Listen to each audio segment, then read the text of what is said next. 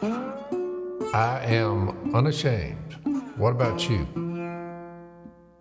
So we're back, Unashamed podcast. We did some pretty good rabbit chasing on our last podcast, Jay. We thought we were going to get to Hebrews 11, but you took us on a long journey. It all started with a golf bag. You got to understand the theme, Al. That's true. That's true. I mean, the danger of going verse by verse a lot of times is you lose the context in the situation, and the next thing you know, you're arguing over things that was not the intent. I mean, that's a great point. But Hebrews 11, I mean, Al, what's our synopsis of the book of Hebrews? What did we go with? First 10 chapters, you would say? Jesus is better than any other Jesus system. Jesus is better.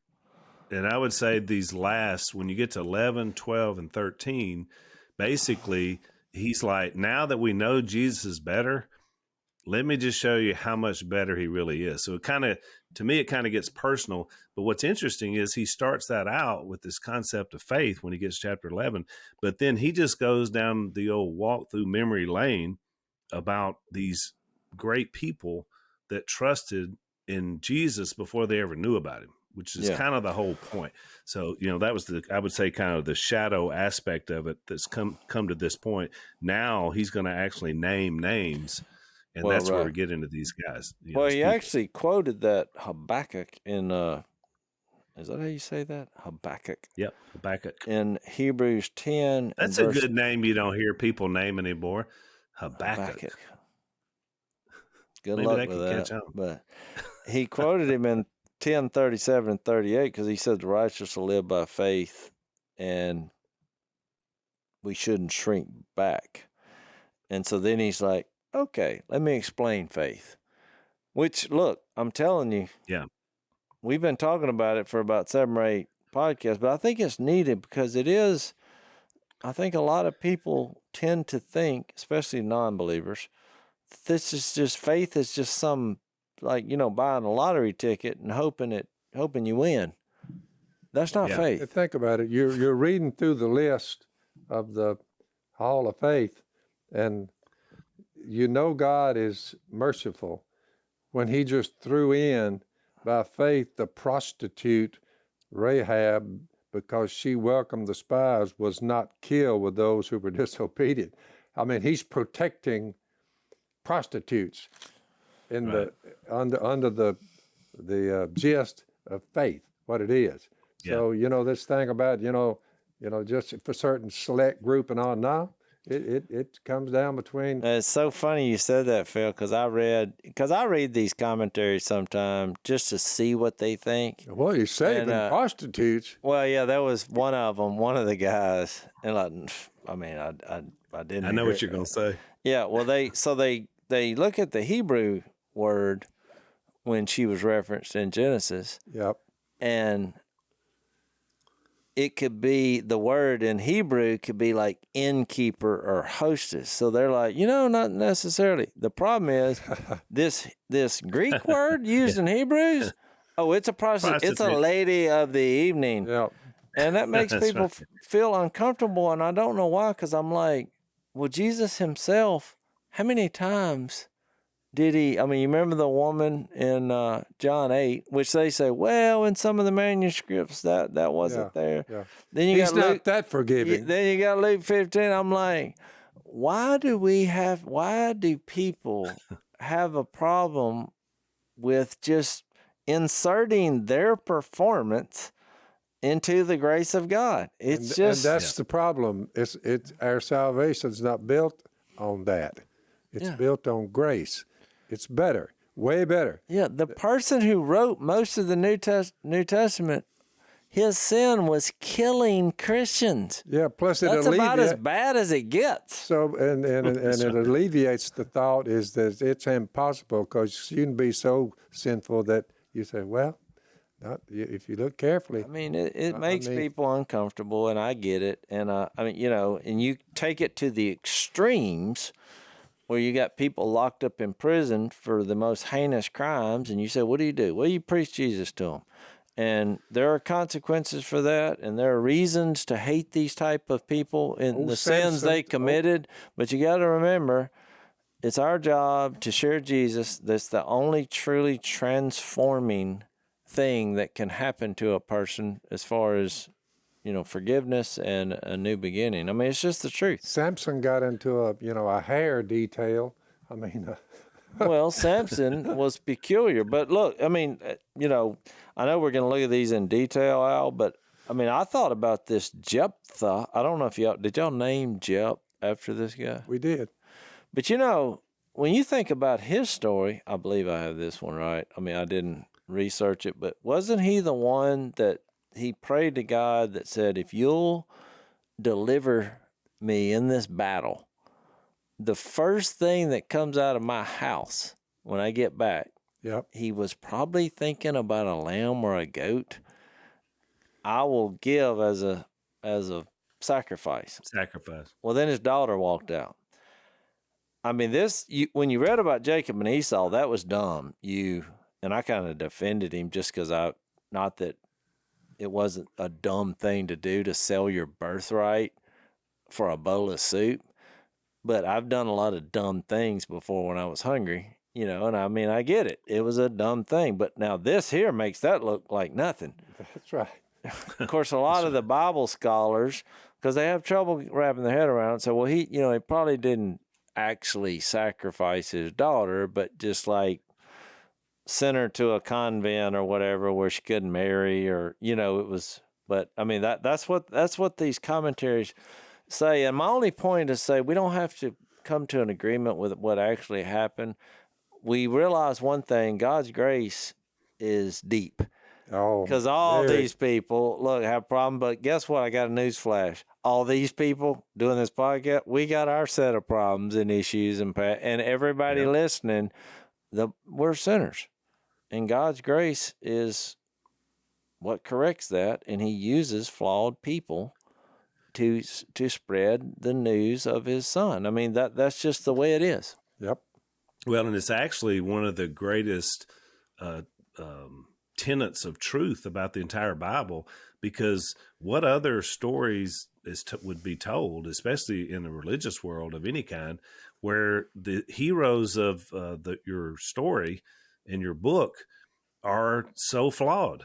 I mean, nobody would do that. I mean, surely God's not going to save all them people out there sinners. Whoever's pointing the finger, they're guilty as charged along with anybody else. Yeah, we all need redemption.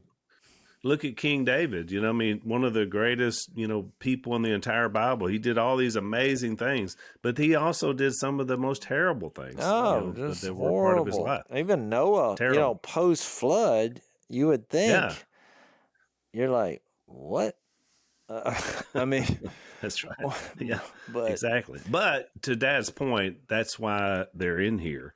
And, I talked earlier on the podcast, we're down to in 21 and 22 of chapter 11. And we talked about Jacob and Esau that Jase mentioned before. One thing I didn't mention, Jase, I wanted to mention that I left out when we talked about Jacob is I didn't mention that he had a dream in Genesis 28. And Dad, you'll love this because the dream was a stairway to heaven. Yeah, we've talked about that before. Yeah. Which your old pals Led Zeppelin, made a song called that. But what was amazing was, so in that dream, God reaffirms His promise that He made to Abraham about the land, because where Jacob was when he was sleeping, had this dream, he was like, this land is the land that's going to be here for the people. But this was all going to happen in the future. And the reason I want to bring that up is because when we get to Joseph in 22, who was one of Jacob's sons, he is a dreamer. I mean, he's got this same, but his dreams are even deeper. I mean, God is communicating to him, but he's only a teenager. And like most teenagers who are gifted in whatever it is, they probably don't have the maturity in how to handle that giftedness. Have you noticed that? Whether it's athletes or they get a little bit cocky when they're good at something. And I think that was part of Joseph's makeup, which is kind of interesting. Let me read what it says in the Hebrews, and then I want to go back and talk a little bit about Joseph's life. Because in my opinion, Joseph is one of the most interesting stories in the entire Bible. But before you read, he has a lot dedicated to him as well. Go ahead. Before you read that, I was just going to make a point. And I made this, probably 100 podcasts ago. But you brought up about that Jacob's dream, the stairway to heaven. And I think what's significant of that story is in the way God uses those stories and the way Jesus did to connect all the dots through thousands of years of history, is that you remember when Jesus called Philip and Nathaniel. It was one of my favorite interactions in the entire Bible. Nathaniel was up under a fig tree, and when Jesus came, this is in John 1:43, he found Philip. He said, "Follow me," and then Philip, like Andrew and Peter, was from the town of Bethsaida, and Philip found Nathanael and told him, "We have found the one Moses wrote about the law and about whom the prophets also wrote," talking about Jesus. And you remember what Nathanael, he was like, "Nazareth, can anything good come from there?" He was like, ain't no way this is the Son of God. So he's having some faith issues. And so he said, "Come and see," which is actually the hat. That's why I'm doing actually the hat I wore. And I had no idea that I get, because The Chosen did a bit about that, Yeah. Cause he's like that. Cause that's really reaches everybody. Cause when people question faith or religion, you're like, come check Jesus out. Come check him out. So he does, but he don't believe he's the Son of God. And so then, when Nathanael said, "Well, how do you know me?" Because Jesus said, "Well, here's a true Israelite in whom there's nothing false." And he said, "I saw you while you were under the fig tree before Philip called you." Well, he probably thought he was alone.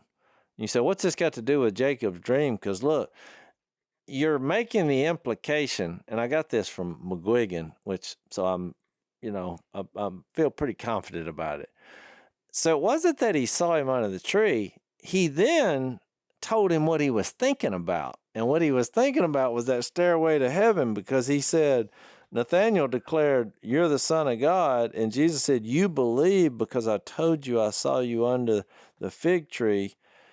You shall see greater things than that. I tell you the truth. You shall see heaven open and the angels of God ascending and descending on the Son of Man." And that's where he gets that reference, because that was the quote from what he saw. So he was basically bridging bridging that gap, saying, that stairway?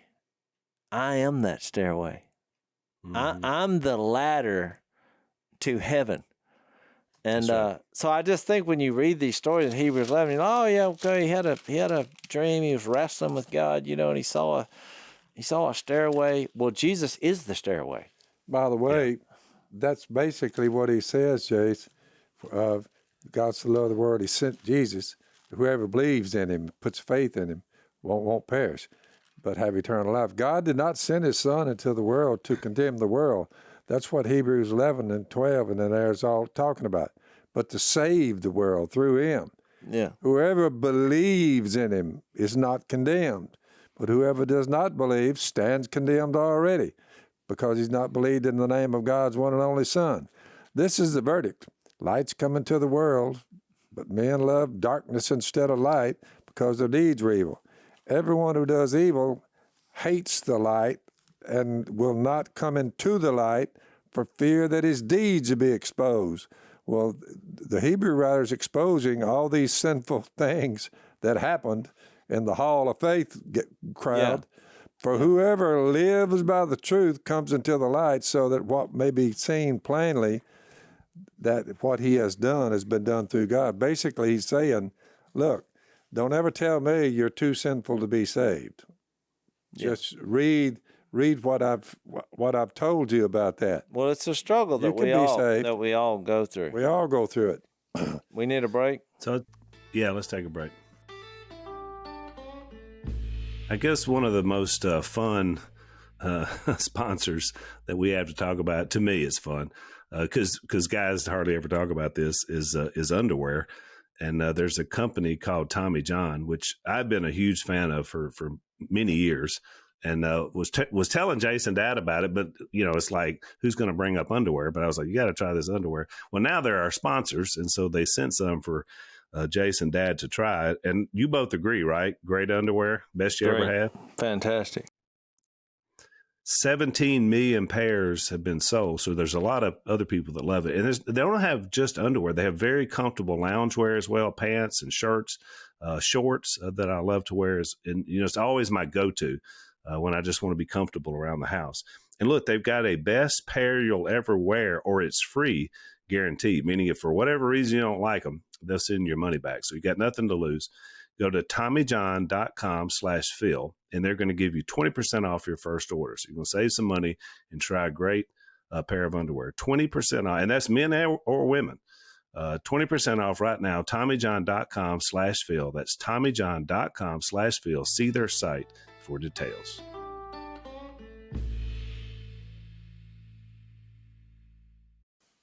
No, that's a great point.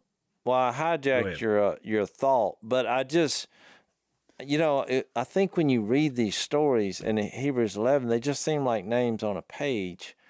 But then when you think about how those stories of faith were used even in Jesus's ministry, because, here you revealed something that we all have dreams. When you think about how much we talk about dreams, I mean, especially Phil, you've had some of the craziest dreams I've ever heard, and somehow you remember them. Miss Kay says the same thing. She tells me I jump around on the bed. I mean, I'm. Well, how would it feel? I'm running. I'm hanging by one arm on a cliff. I mean, there's a 10,000 foot drop. I mean, it goes through my head all the time.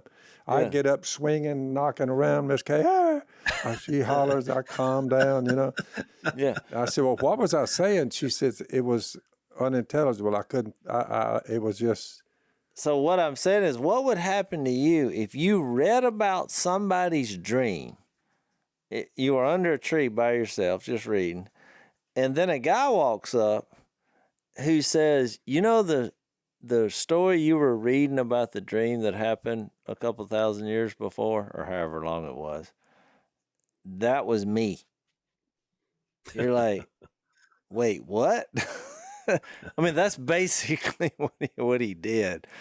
And I just thought, you talk about a fascinating. And by the way, to add to that, Jace, that's the same picture you see, speaking of dreams and Revelation, that John got in Revelation.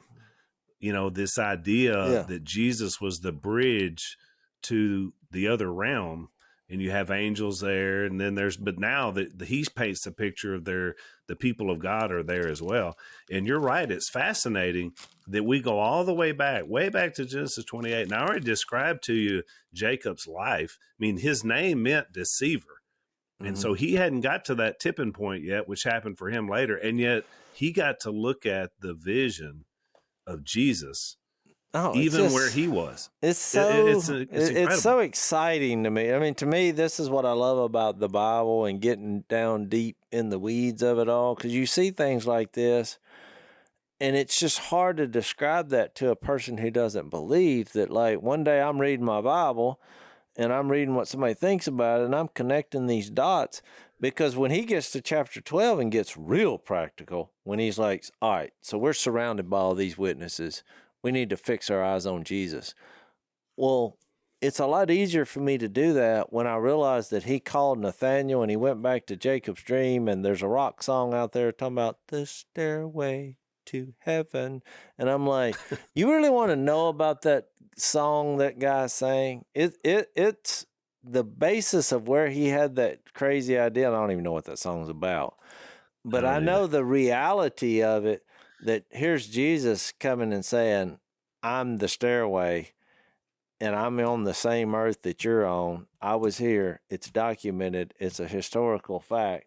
And that is the bridge to bring me to God and where I can live forever. Well, I mean, that's one of the most exciting things I've ever pondered on. Which by the way, to stay in that theme of John, that's why Jesus said, before Abraham was born, I am, because he's always been here.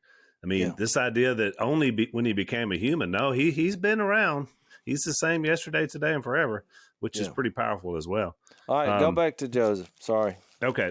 No, that's all right. That was a good. See, that's a good rabbit, Jace. I like it when you go down a rabbit hole. That's one of the things I get. I mean, it's just to me that if I was a new believer or whatever, and I ran up on, I mean, it would just be so encouraging. It would make me feel more firm in my faith, knowing how much this is really connected over thousands of years to bring God's scheme of redemption to light. Well, I'm glad I remembered to bring it up because I'd left it out when we were talking about Jacob last time, because it really was a huge deal.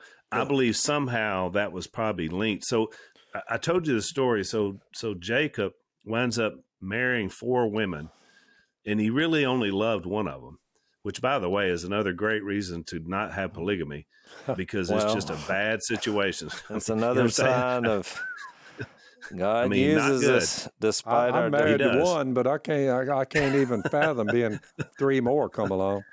Exactly. Well, so what happened was Solomon. I mean, he had 1,000. 1,000. Yeah. And if you want to know how he fared with that, go read Ecclesiastes. That's it's kind of depressing. I think that's one of the most misunderstood verses ever. They're like, well, he didn't like women. Hey, look, marriage is tough. You marry 1,000 women? That's impossible. Miss Kay always says to me, she says, if I die, there's going to be some women come after you. I said, let me tell you something, honey. I said, one is enough for me. One, you. I said, I'm not going down that road again, ever. I said, you can rest easy on that. I said, I don't care. She looks like $100 million. I'm out. Nope. Phil put a dead end sign on his road. That's it. Don't call him if Miss Kay goes on to her reward. So anyway, so he's got 12 sons, but since he really only loved deeply one of the wives, Rachel, so 2 of the sons, which had to be the 2 youngest one because she was barren for a long time, are the ones he favored.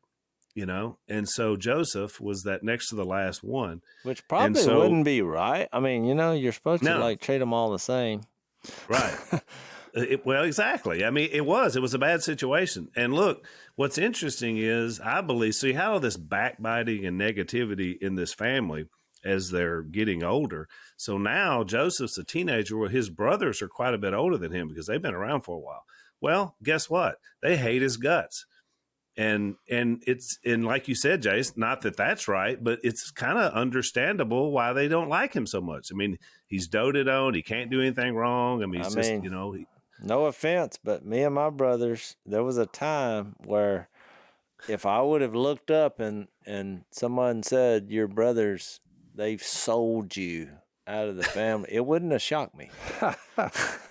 And I concur that if anybody would have been sold into slavery out of us, we would have sold Jace because he's always been the most different of the 4.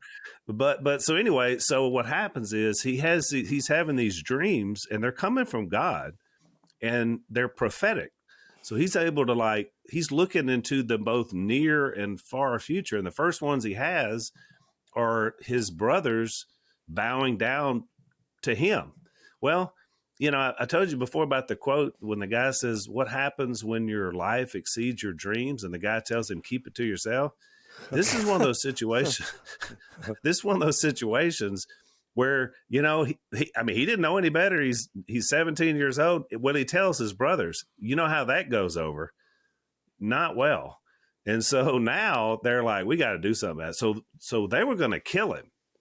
They just decided they were going to murder. There's always a cover-up. When you do something terrible, and then the cover-up, how long did the cover-up last? Years. Yeah. That's exactly But right. they were actually you're going down a road, which is what sinful behavior and sinful decisions, that's how it happens. Plus, there's a lot of friction, I've noticed, among families worldwide. A lot of friction. Yeah, because we're all flawed. I mean, it's just where you have flaws, you have these kind of situations. And I would say a lot of friction, but I would say within our family structure, it's been amazingly calm and peaceful. I would just say. Well, I was actually going to bring that up, Dad, because, like Jay said, we fought when we were young, but, as brothers now, we're all adults. We're all patriarchs of our own family. Everybody except Jeff has grandchildren.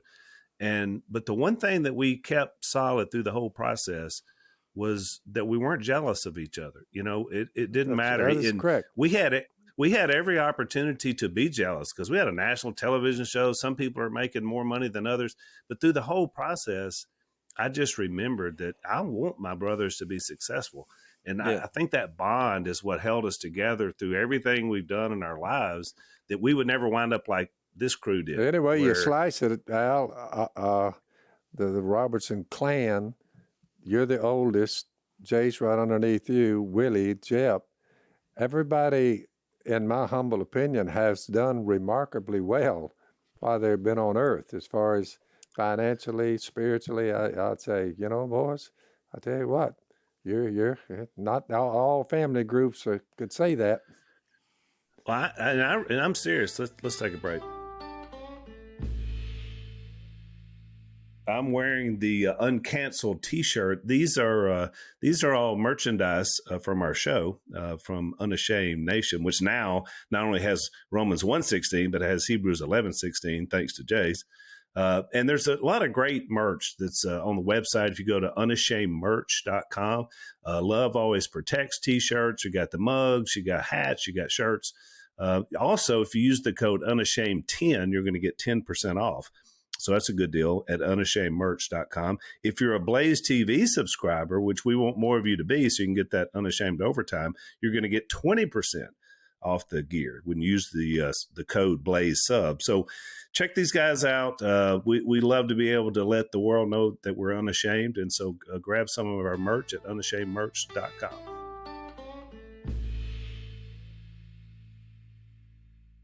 I contribute that, Dad, to a lack of jealousy, because jealousy is a very dangerous gateway sin that usually leads to a lot of problems. And you see envy. It most. That James 3:16, depending on your translation, says, "For where you have envy and selfish ambition, there you find disorder and every evil practice." I mean, just think about that statement. Yeah. You can trace it back somewhere where it all went off the rails to selfish ambition or envy. Those are powerful, destructive qualities that lead you into sin, and then cover up and whatnot. So wasn't it, is it in Peter somewhere, 1st or 2nd Peter, when he said, do not show favoritism? Am I getting that right? I'm not sure exactly where that is, but there's a verse that says, do not. James. Or maybe that's what it is, James. Well, you have several that says God does not show favoritism. But right. Yeah, I can't remember exactly where it is. But the concept, when you think about it, is what led to the jealousy here was favoritism, which is why the Bible tells us don't do that either, because that just sets the recipe for the disaster that happened to this family. But again, back to the point of Jase, your overarching point that God is always in control.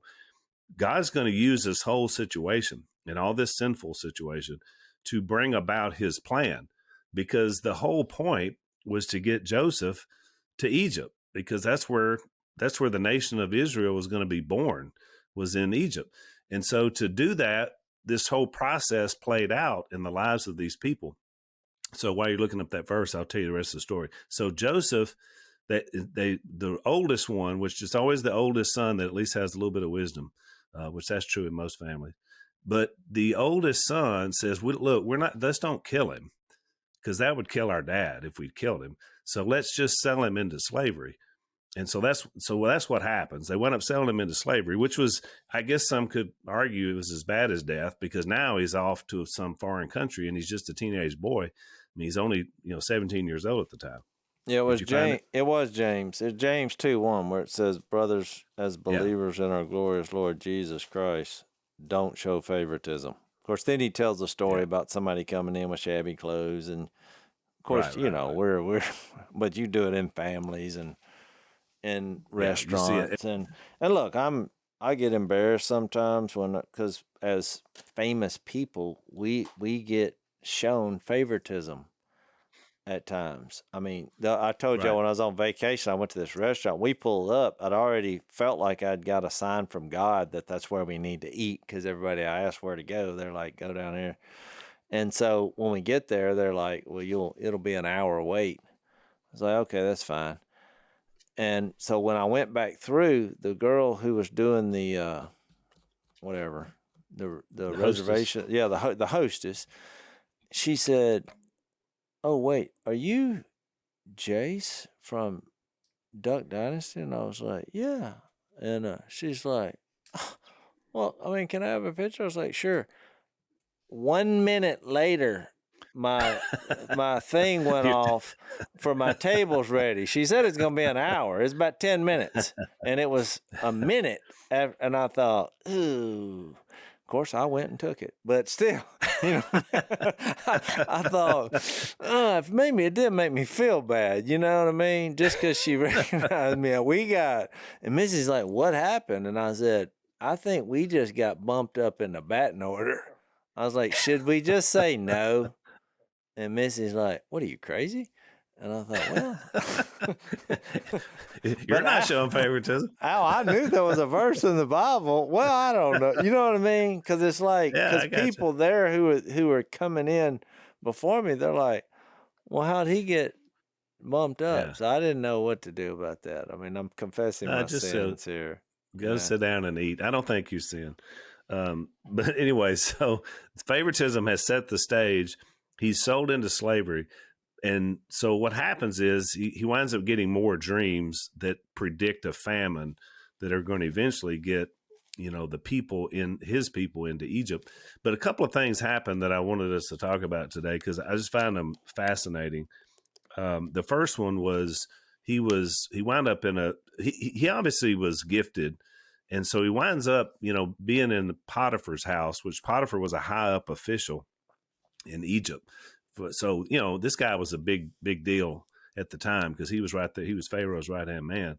And so he winds up being in his service and he does so well. And there's something about him. Obviously, he has the favor of God on him. He's getting these dreams.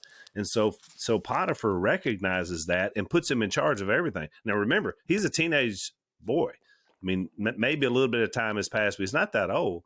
And he puts him in charge of everything. Well, the problem is, the Bible says in Genesis 39:6, he was well built and handsome. And then the master's wife, Mrs. Potiphar, took notice of him, was the way it put it. And then for days and weeks after, she pleaded with him to go to bed with her. So here he is. Imagine this now. He's a young buck.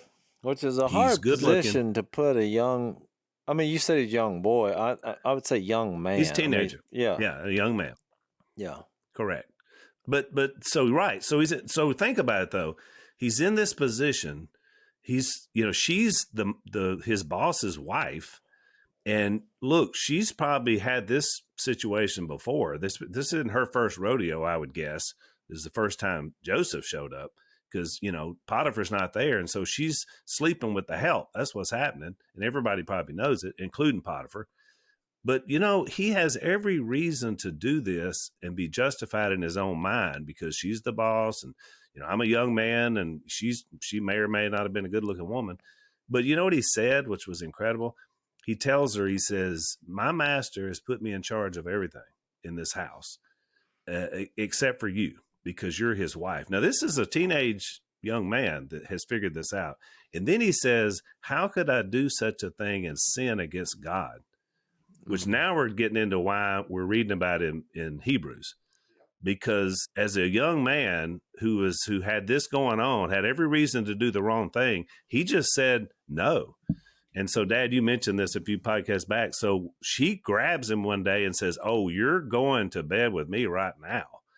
And he left his coat. If you have when you said whether she was good looking, there's no doubt she was good. You don't get in that position in that day unless you're fine. and you're used to having whatever you want. And when you have selfish ambition like that, then whatever you supposedly can have, well, that's what you got to have. I mean, look, our society, we're getting into this is replaying itself thousands of times today. And so I think that was the driving force. I mean, look, I remember when I was dating and the finest looking girl that I ever pursued, I actually, when I got to have the conversation, well, she was nothing like I thought, even though she is fine. But I mean, she just was not a likable person. And so then I was like, oh, I'm out. Well, she didn't seem interested in me until I said, I'm out. But she was the type of young woman who you don't say I'm out to, because nobody said I'm out. So then she started pursuing me. Then she started scaring me. So I get it, because it's like the greatest thing I could have done to win her affection was to say, I'll never be with you, which is eventually what I said. If it was me and you and the population of the planet depended on that, she couldn't believe that I'm going solo and dying off into the sunset. It ain't gonna happen. Yeah. So you went to the, if you're the last woman on earth, I mean, that's pretty scorched earth. That was my go-to. Hang on, let's take a break.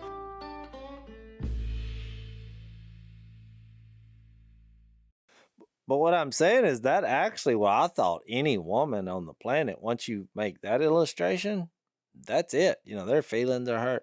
Oh no, that was like pouring gas on a fire. Yep. And so I learned because when I read that story, I realized that's what you got going on here. I think obsession happened then. You don't tell me no. I run this place, and I'm giving you. The young bucks that have fallen victim to that, they are a mighty throng. I'm saying you line 1,000 guys up in his situation, and there's probably going to be about 995 of them that are going to say, "Let me take a look under that there blanket." Yeah. So that's just the truth, Al. That's true.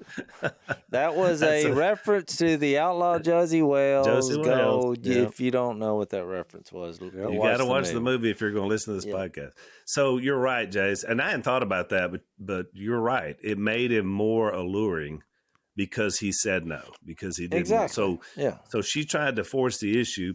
He runs off, literally out of the house with his coat in her hands, which was bad because now you have evidence. She has evidence because these people when you take on that kind of situation, that's why it's so difficult. Oh yeah. And I mean, it's in our society even. I mean, it is just a lot of businesses and people in power. They use people wanting to be successful and to move up the ladder as a way to exploit them. Yep. And especially sexually, and especially usually it's the other way around with men, towards women, from what I understand. But in this case, it was actually a woman trying to take advantage of it's happened before, of a young male employee. That's right. And of course, the bottom line is, if you'll sleep with the hell, then you'll also lie, which is what she does. She goes to Potiphar and she says, "Look, this person you brought into our house, he tried to rape me." Oh yeah. Now she's gonna pay him back. How much does that happen in our society? I mean, all you need is an accusation. I mean, that's right. So, but here's my take. I think Potiphar, because if they had followed what would have been the law in that day, or even just the common tradition, he would have been killed for that. If Potiphar believed him, he dies. Oh yeah. So let's face it, Potiphar knows his wife is probably, not being a floozy. Yeah. Yeah. I mean, can you imagine how many times that played out in their relationship? That's right. The reason why I think that's true is because Potiphar takes Joseph and puts him in the king's prison. Now, remember, this isn't just some place down here with a riffraff. This is where people go that are in the court. So he put him in a place of protection, I believe. And you say, well, what's the difference? You're in prison. Well, I mean, he's already, enslaved to these people. So, one place is as good as another. When he winds up in there, well, again, he's talented. He rises to the top, and he runs up on these two guys and basically interprets their dreams. Word gets back to Pharaoh, and that's how he gets the opportunity. But here's my point. 13 years go by in all this process. And it finally gets to a point to Joseph at some point in prison where he's like questioning, is this it? Is this, because he loves God, obviously. But he went through this process for 13 years before he got the opportunity to finally get before Pharaoh and interpret his dreams about what was going to happen to Egypt. And they turned out to be true. And so all that led to a process. And then when we get to Hebrews, I want to read what the Hebrew writer said, because it's interesting. He only mentions the end of his life in verse 22. He says, by faith, Joseph, when his end was near, spoke about the exodus of the Israelites from Egypt. And then here's the interesting little caveat, and gave instructions about his bones. And this goes back to that idea of promise, Jase, because the reference there is talking about Genesis 50:25, when Joseph was about to die. He made the people around him promise that when they left and went and to the promised land that was promised way back to his, great grandfather Abraham, that they took his bones with them. And if you read in Exodus 13:19, that's exactly what they did. Moses made sure they dug up Joseph's bones when they were going into the promised land and to take them with him. So I just thought that was really interesting that here was this guy who winds up being second in charge of all of Egypt because he got these amazing dreams and visions. But he was like, I believe so much in the promise of God that when the time comes, you dig me up and you make sure you take my bones to that place. But he had spent most of his life in Egypt. He got there when he was 17. That's a lot of faith. That's a lot of faith. Oh, yeah. I mean, that's pretty amazing, right? Because you know how long he was in Egypt? He lived to be 110. He was in Egypt for almost 100 years. You would think he would consider that to be home, but it wasn't. No. Home was where the promise of God was, which I've always been fascinated. He had the wild women. He had it all, but he said, no. No, that's not what I'm going to do. Let's take that's our last break.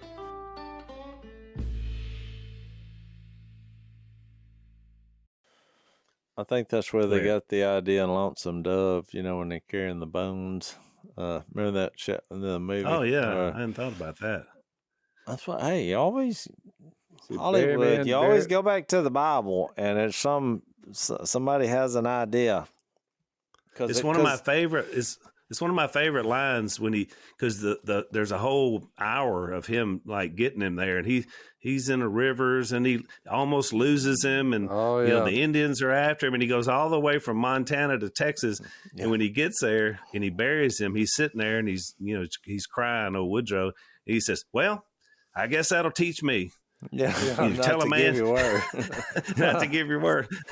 Well, that's what I'm saying. It was based on a promise. That's why I brought it up. But that's why I always kind of rip the Hollywood movies. He was given instructions about because people gripe about the lack of godly values in Hollywood movies, but you got to remember they already have a problem because all their influence in movies ends with the end, and that's the difference between what they're selling and what God is selling. Yep. So it's just beginning when you die, and I think that was. I just think it was a shadow of, the promised land and what it represents as far as a new heaven and a new earth. For us in the resurrection. Also, because I said you could read all these stories and you could add a phrase in each one. It's not over. This is not over. Since you brought it up, it's also the last scene in Lonesome Dove. You remember when Woodrow, after he buries him, he goes back to their ranch. Remember the dove, what was it, Morning Dove Ranch, whatever the ranch was called. Yep. And he goes back there, and then some reporter's there, and he says, he's asking these questions, and of course, Woodrow, he didn't say much about it. And he says, he went down to Uvalde. He went down to that little town in Texas first before he went back. Right. That's where the reporter stopped him.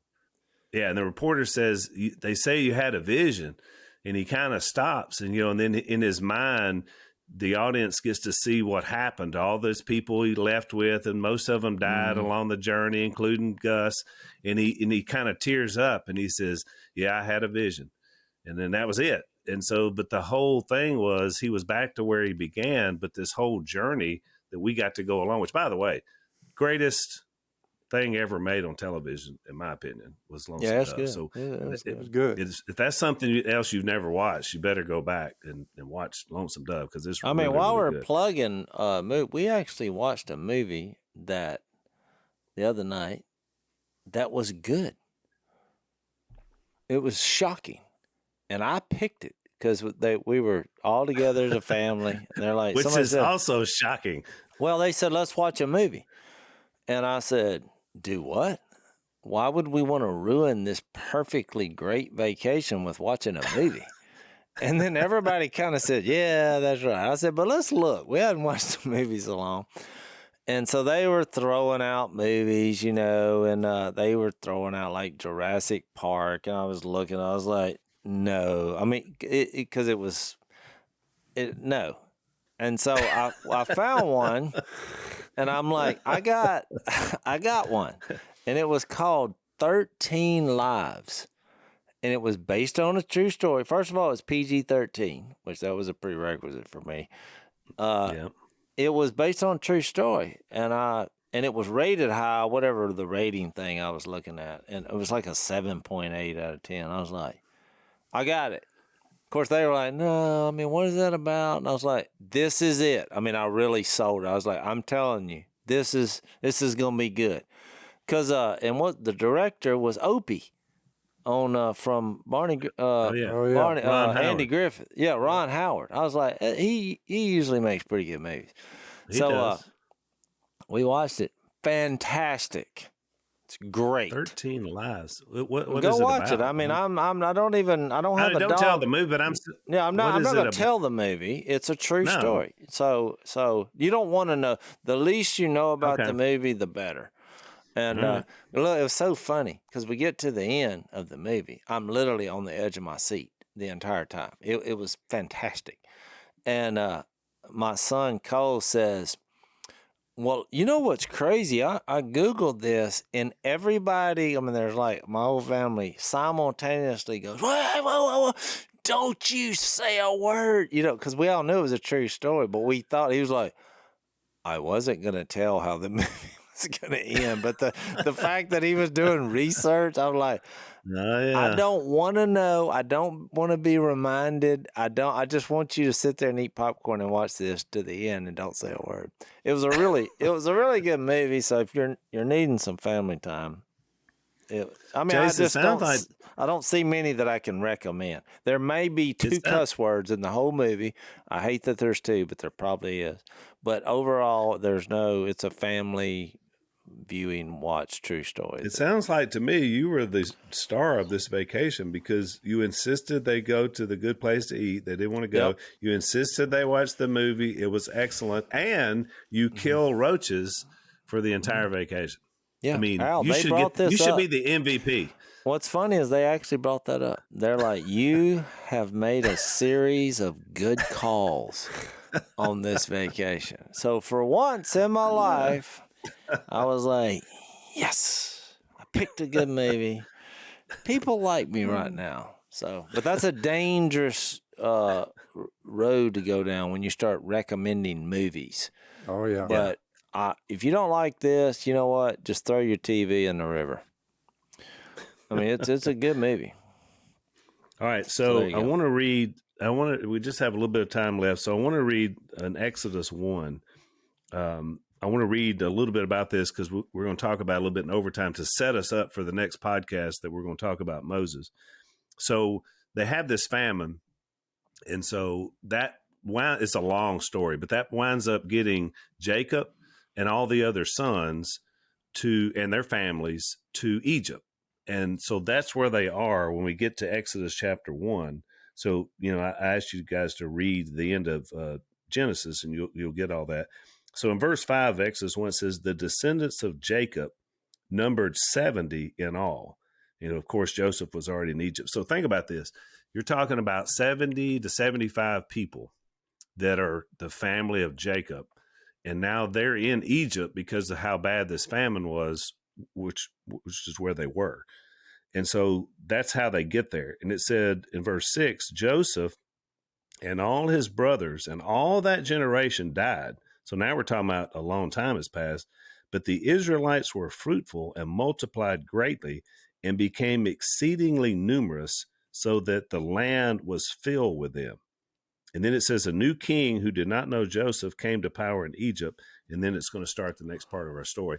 But I wanted to read that because to set the stage for what happens next, because as we're going through Hebrews, you're also going through this history of the Jewish people. And it continues to be amazing how the plan of God was developing through this whole process in what he was going to do, which was going to be bring the Messiah, Jesus. It always goes back to that.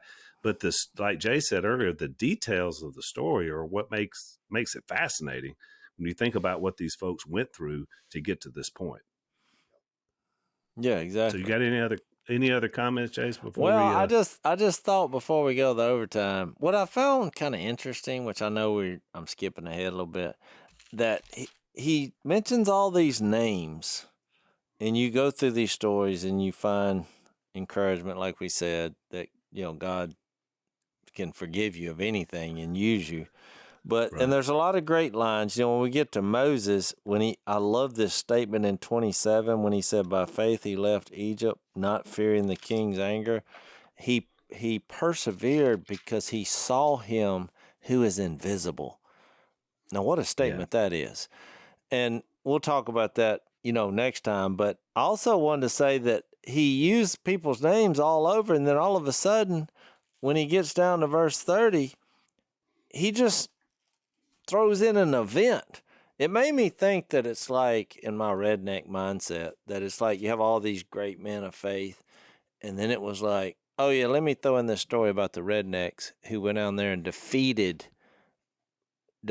a fortress by marching around and blowing horns 7 times, I mean, I just thought it was interesting that it's like, it wasn't just the people, which it was, but he throws in that event, which makes you think, but as a believer in God, I know this, I mean, because we're all, have our fears about government and, government takeover and abuse of power and, the authorities maybe getting out of line or whatever. We all have those fears, but to see God act in that environment with a city, and I mean, I don't know. It is a crazy story, but it gives me a peace to know that no matter what happens in the country or politics and all that, God is bigger. And I think that's why he threw it in there. Yep. You know what I mean? Very possible. It's a great point and an encouraging way to end our podcast. If you want to follow us over blazetv.com/unashamed, we're going to set the stage a little more for the next podcast, which we'll talk about Moses. We'll see you there. Thanks for listening to the Unashamed podcast. Help us out by rating us on iTunes. And don't miss an episode by subscribing on YouTube, and be sure to click that little bell to get notified about new episodes. And for even more content that you won't get anywhere else, subscribe to Blaze TV at blazetv.com/unashamed.